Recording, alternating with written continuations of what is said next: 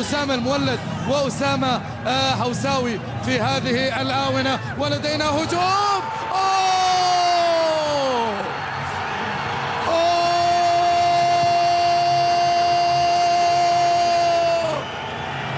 العراقي في قمة المجهول، كان سلام شاكر فعلها. العراقي براسه المدافع. الله الله الله على الارتقاء، والله على الكرة اللي بالراس.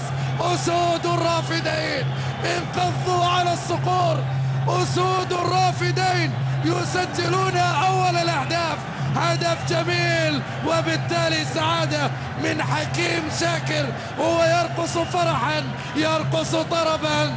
العراق سعيدة بهدف الراس، إنها دائما ما تكسب بالكرات الراس. بينما الآن خطأ للمنتخب العراقي، الكرات الثابتة، الكرة تتحول. الكرات الثابتة، طريق بإشارة الخضراء في مرمى الأخضر.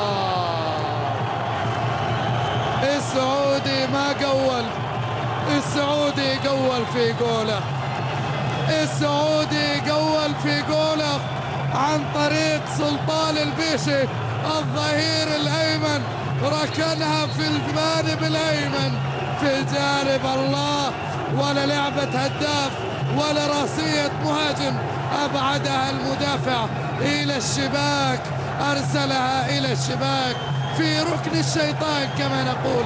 كم من مين أرسلت الكرة في النهاية؟ أرسلت، لاحظ الكرة العرضية عن طريق سلطان البيشي، أرسلها في المرمى.